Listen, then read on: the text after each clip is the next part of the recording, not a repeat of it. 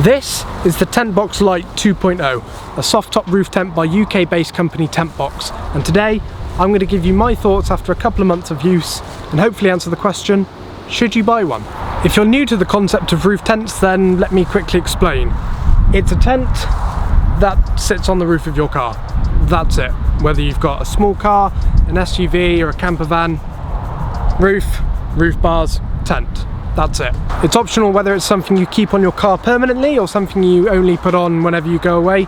I personally leave it on there permanently myself, but I think it'll depend on obviously how often you're going away and the sort of vehicle you have.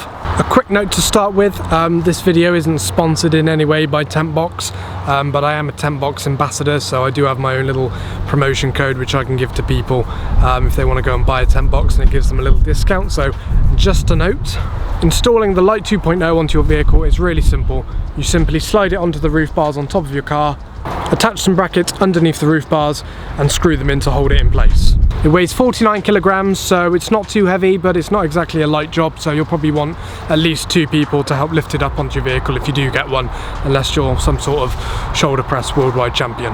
Once it's on your vehicle, then the setup time from getting it from its closed mode to the way it is now takes about 5 minutes. You'll probably spend about 20 minutes like I did on your first go trying to figure everything out, but once you've really got into the rhythm of how it works with your vehicle and how you do it personally, then it's pretty easy to get it down below the 5-minute mark as advertised by TentBox. It's easy enough to do on yourself, although like I said, it will depend on the type of vehicle you have. If you've got a relatively tall vehicle, for example, then you may find it a little bit more difficult doing things on your own, but as I said, it's really just a case of doing things, practicing, getting into your rhythm, and eventually you'll find the perfect way that fits for you. It's a simple process still. You simply unzip and take off the rain cover that covers the tent. That goes over to one side, and then you can roll that up to keep it nice and neat out the way. You then use the extendable ladder as leverage to then push the tent open and then walk back and unfold it. And then you can adjust the ladder to its adequate height to support the tent on the other end. The tent itself is comprised of 2 main parts. You've got the main canvas, the actual tent itself, and then the rainfly cover that sits on top. Both the canvas and the rainfly cover are polyester materials with different hydrostatic ratings. To quickly explain, I don't know it in detail, but a hydrostatic rating is basically a rating of how waterproof something is. So the main tent has a hydrostatic rating of 3,000 millimeters, and the rainfly cover has a rating of 5,000 millimeters. What that technically means in a test environment is that you could have 5 meters worth of water on top of the material before it starts leaking through or something like that, but to sum it up, it's very waterproof. The outer casing and all the hinges and stuff are all made of stainless steel, so it really does feel solid whether it's open or closed. The features on the Lite 2.0, there are numerous upgrades over the previous model, the Lite 1.0. Examples of that include the dual skylight. So I think on the previous model you only had the one skylight in the roof. Now you've got 2, one on kind of either end of the sort of the high point in the middle. The ladder is an aluminium telescopic ladder, so obviously it can fold away when you're done, so you can either fold that up and leave it on top of your tent when you're driving around, or it can detach with 2 very easy pull-out pins, and then you can leave it elsewhere in the car, for example, maybe. It's not essential to have the ladder out when you've got the tent box unfolded. It does provide additional support, but it's not technically a requirement, so if you did want to take it off for some reason when you're up in the tent to maybe prevent people stealing it, then yeah, you could do technically, although I don't think many people would want to come around and steal a little ladder, but I could be wrong.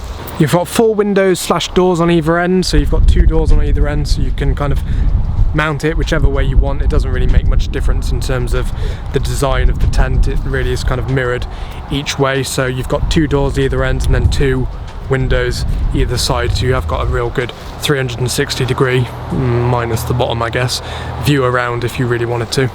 All the windows and doors have an interior fly mesh cover and the main kind of canvas opening as well. So if you want to leave your windows partially open for a bit of airflow or to look out but without actually letting anything in, then you have got that option, which is really good. The ladder this year, in terms of upgrading over the Lite 1.0, has been designed to be more foot friendly, so to speak. That's a term they use. I don't know what the old ladder was like, so I can't really compare it, but in terms of getting up, getting down, whether that's with shoes or without, it's perfectly comfortable, it's fine. There isn't much on the inside of the tent in the way of features. You have got your obvious kind of ventilation pockets dotted around along the bottom edges and up in the top and the sides as well. You've got a couple of internal pockets kind of located on the bottom of either side as you go into the tent, and then you have got kind of a little hang down pocket area where you can put things like keys and phones, well, whatever you want. It's not a huge space, but it's better than nothing. You can just about fit a shoe, if you haven't got huge feet, in either of the side pockets as you go into the tent, which can be handy. Unfortunately, you don't get any bag or anything to put shoes with the tent box. It is something you can buy as an accessory if you want to. And that attaches to the metal slider on the tent box as an official accessory, which is really good. But otherwise you can just store them in a bag, I guess, or like I said, in the side pockets inside the tent if you want to. If you do buy the Lite 2.0, you do get a little selection of accessories that come with it, including some bungee cords, and these are used to go on the inside of the tent, 4 of them, one side to the other, and they help pull in the canvas when you're closing the tent to keep it all kind of in place. You can then also use these bungee cords as something like clothes hanging if you want. When you've got the tent open, you can attach them from kind of side to side, so you can get some more use out of them. You do also get some straps that go underneath the frame when it's folded out, and again that can be used for hanging clothes on and, well, whatever you can think of really. And you do get some little fairy lights, well I did at least. I don't know if that's a standard thing you get in all TentBox models, but it was just a little pack just powered by 2 AA batteries, and that can loop around the internal frame of the tent, make it nice and cozy. Oh, it started raining. Great British weather, everyone. This has been such a fantastic summer this year, honestly. It's been absolutely outstanding.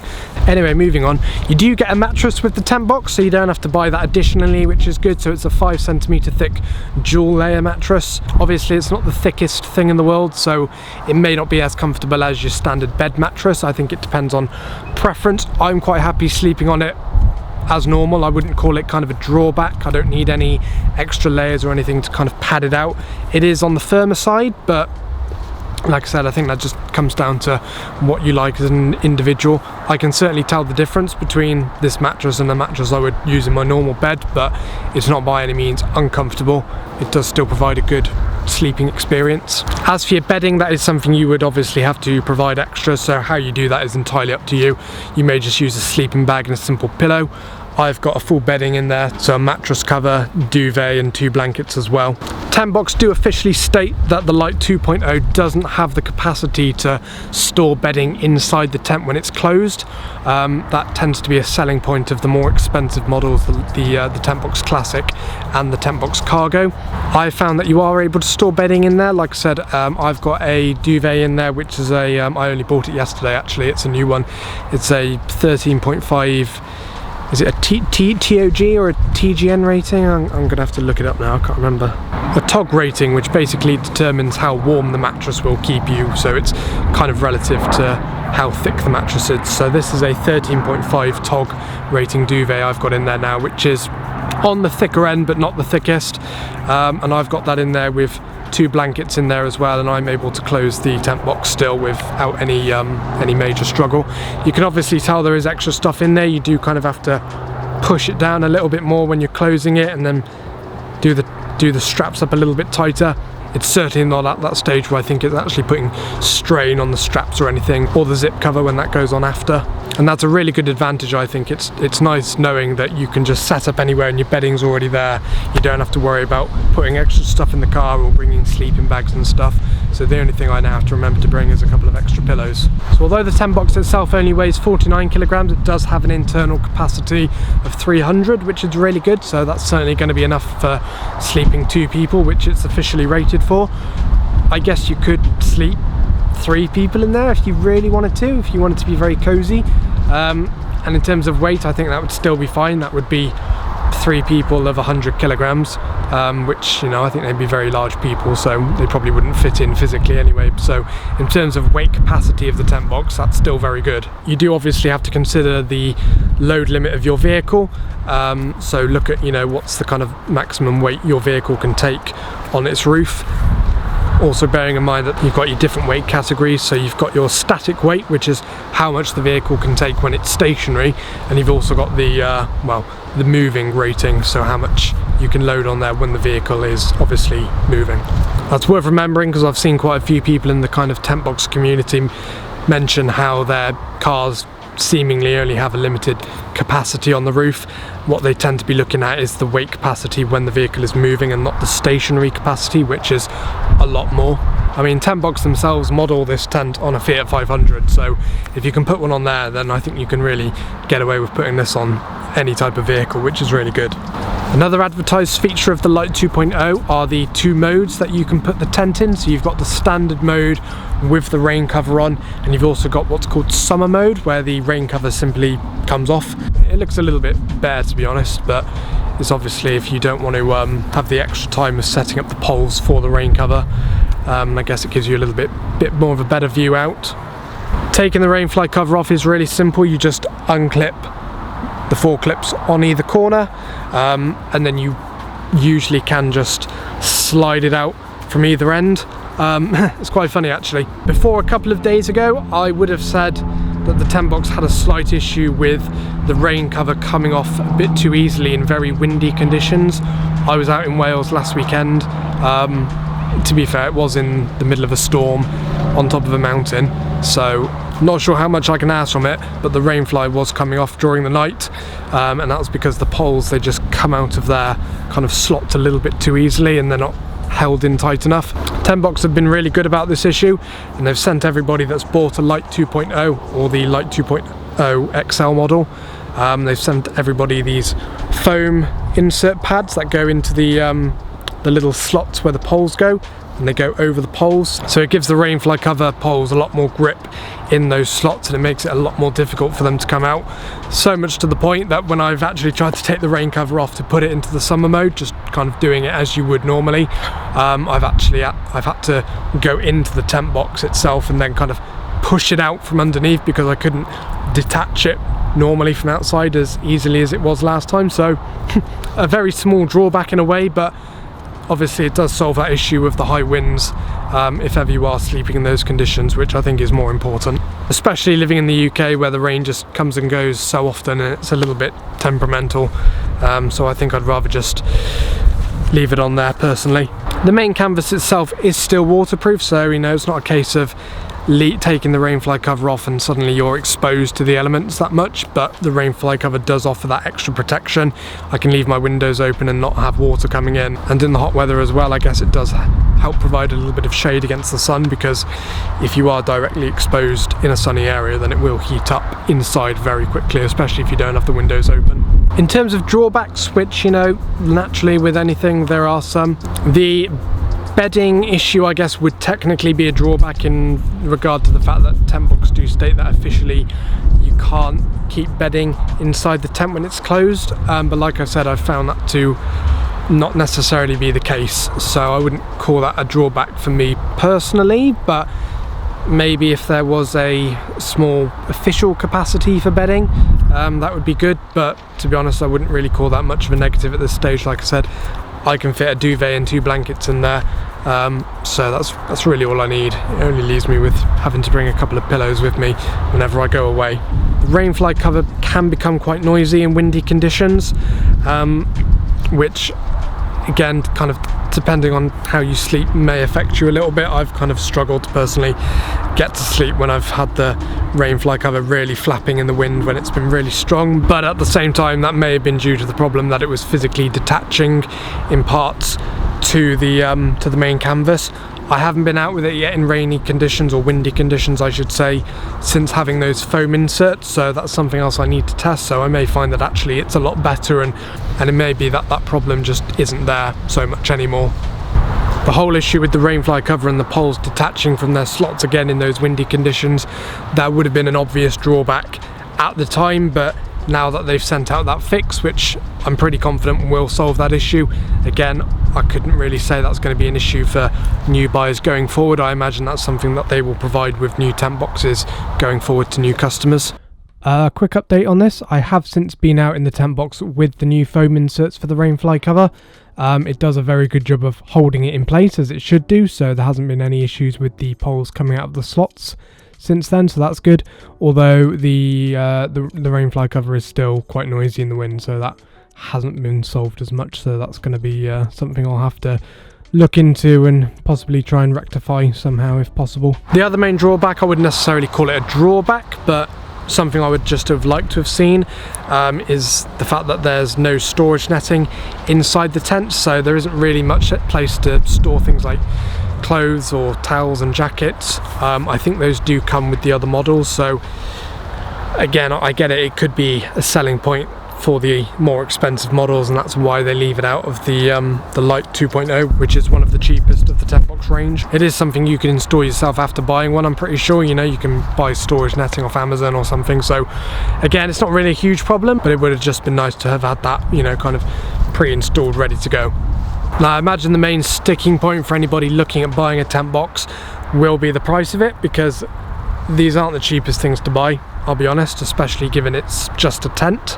This Lite 2.0 model starts from $12.95, and those prices do go up in the range, so you're looking at about $1895 for the TentBox Lite 2.0 XL, which is the same tent as what I've got here, but just bigger, so longer, wider. It's got a that's got an official 4-person capacity in it.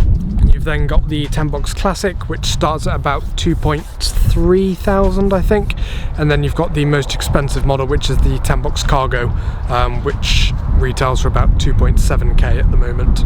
Now, just because this is the cheapest model, that doesn't necessarily mean it's got the least features or it's the worst TentBox. It does come down to preference a lot of the time as to what TentBox is going to be suitable for you. There are advantages to each model. For example, the TentBox Classic and the TentBox Cargo have very quick setup times. They're just a case of undoing a couple of clips and the gas struts just raise it and lift it up and you're ready to go straight away, whereas this one you've got to unzip, take the cover off, pull out the ladder and unfold it, and then put all the poles in manually as well after. But the main reason this is cheaper is just because it is a soft top roof tent, so it doesn't have the hard shell cover like the other two models, or the more expensive ones I should say. So if you are looking at buying one, you shouldn't necessarily just be looking at the price and assuming that the more expensive ones are the better ones. It does come down to each use case and really kind of deciding which benefits are going to be most important to you. I can't really speak for myself in terms of comparing each model because I haven't tried each one as much as I would like to. This is the only TentBox I've really tried and used and experienced, so I can't say for sure, you know, which ones are going to be best for certain people, but it's probably best if you look online, look at other reviews, other videos, you can draw some good comparisons and hopefully you'll be able to come to a conclusion as to which one is going to be the best for your use case. But even if you are just looking at the Lite 2.0 for sure, then yeah, you are probably going to be very aware that it's an expensive piece of kit. Should you be investing in that sort of thing? What I would say is, yes, it's expensive, but for me personally, this has become a really crucial piece of equipment for going away on weekend trips and just being able to sleep in comfort. Previously, I've been sleeping in the back of my car, which, you know, in my case, it's doable. I'm not a very tall person, so I can get away with sleeping in the back of my car if I really need to.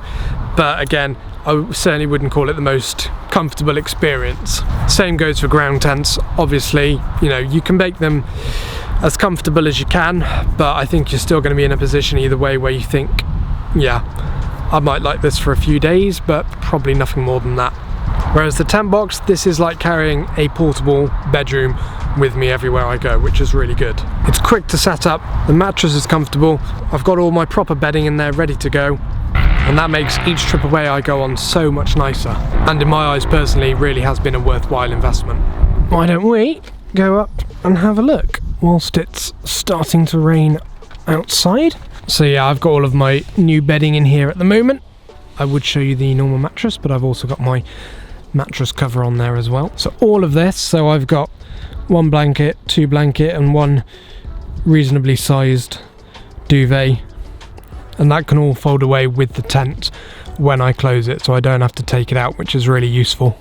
In terms of space, I've definitely got enough space in here, so I'm just sitting normally cross-legged at the moment, and I've got enough, quite a lot of headroom above me still, so even taller people would probably have enough room in here, which is quite good. These are the bungee cords that you get with the tent. So what these do are, when you're closing the tent, these just hook across to these little fisheye hook things, and then they just help pull the canvas in when you close the tent. So there's 4 of those, so I've got them all attached on one side, and then I just hook them across just before I close the tent. And if I do want to use those for other things whilst the tent is open, that I can do. So I could hook them across and put them up there somewhere, hook them around the main internal pole and use them for hanging clothes or something if I wanted to. One thing I've used the internal poles for is for hooking a tablet holder around, so that can go all the way around, so I can hook my device around there, and then that gives me the ability to watch stuff on my tablet when I'm in bed.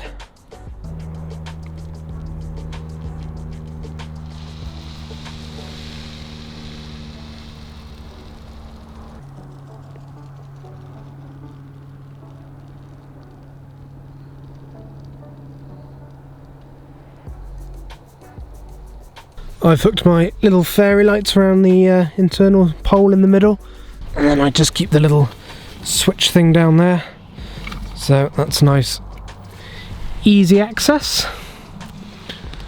Looks pretty nice at night. These are the little side pockets you get. You can see that one's a little bit dirty from where I've had shoes in there, but you get two of those on each side, so 2 there, 1 there and 1 there as well. And this is the little drop down slot you get, so that gives you it's just the one pocket actually, so you can just use that for phones and keys and stuff.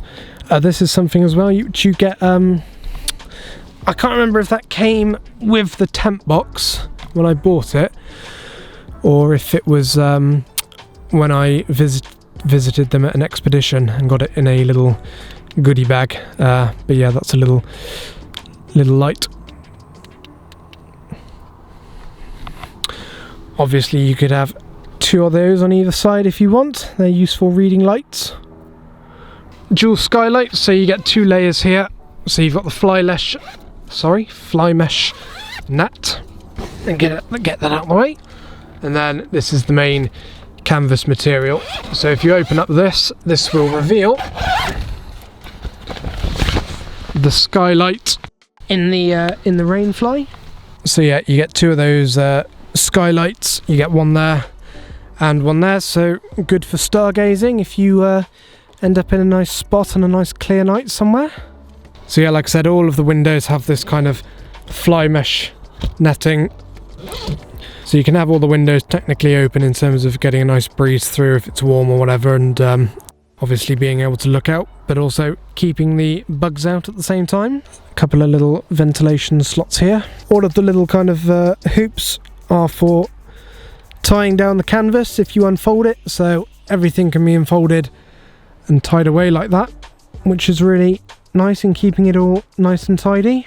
Right, I'm going to give a very quick guide on how to undo it. So 2 straps at the top. Run around, I open my doors in preparation because I need those open, and then just pull those 2 straps off and chuck them out the way somewhere. Next is the zip.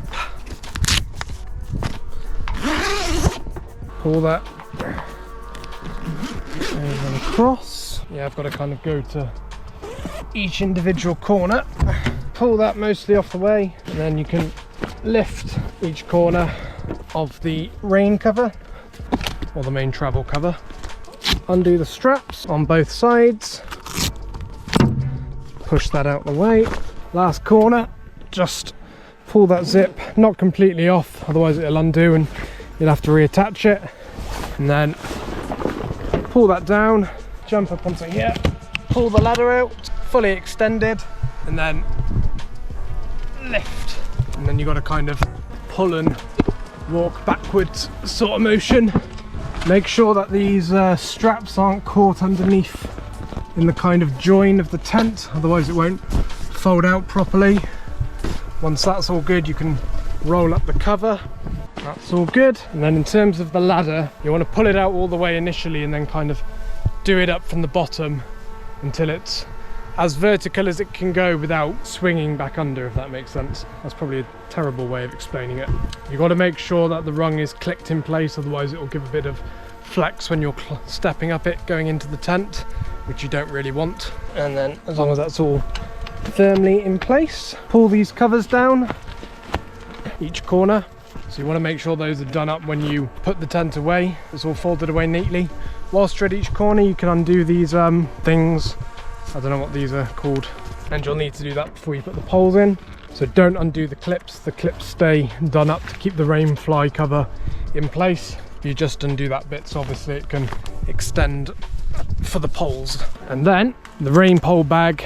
So the pole bag actually attaches to the main frame of the tent, which is good. So it just slides in there, which is really it's a nice feature.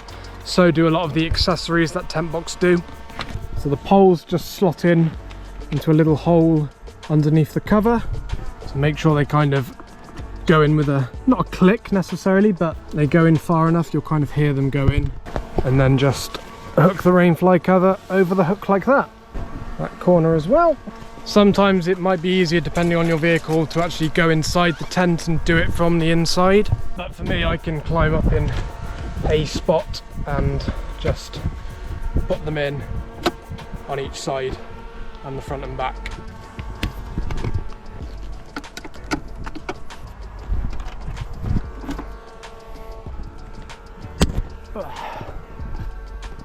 Lovely.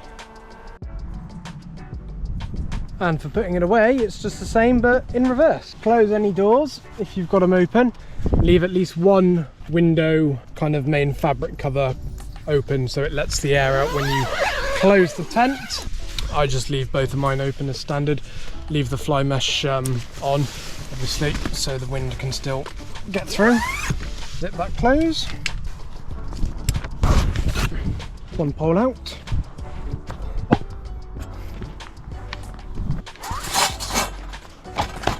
Hook these things back in.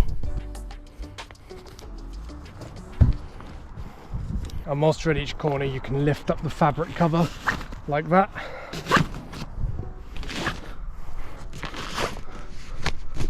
Now you want to fold the ladder not fully closed, but it'll depend on your vehicle. I leave it fully closed bar the top rung, so that gives me enough kind of height on it to push it up and over.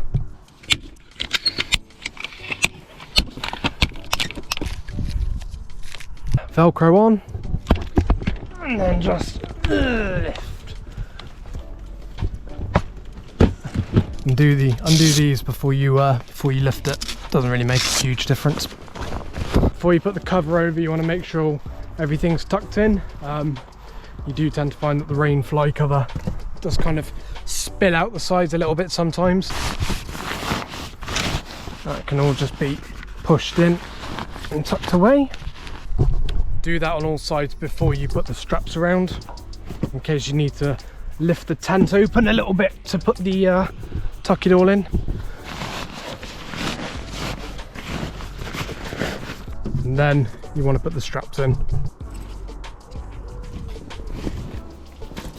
I've pushed mine down a little bit more than normal because of the bedding that I've got in there currently. Once that's done, come back round to the other side, and then you can flip your rain cover over.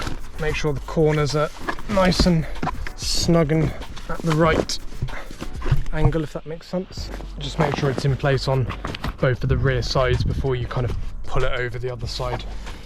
So you just want to come over to the other side and then just do one corner at a time. So just pull it over and down. Do the zip up. Make sure all the little bits are tucked in. And just tuck it all in. It is easier with two hands, of course. Just get the corner of the cover if you need to. So that's all tucked in. Got to be a little bit gentle with the zip, but it's pretty robust. And that'll go all the way down to the end. The straps, you want to make sure they're not twisted as you throw them over, and as long as it's not windy, and trust me, when it is windy you'll be having a good couple of games of try and catch the rope from the other side, but when it's not windy it's nice and easy.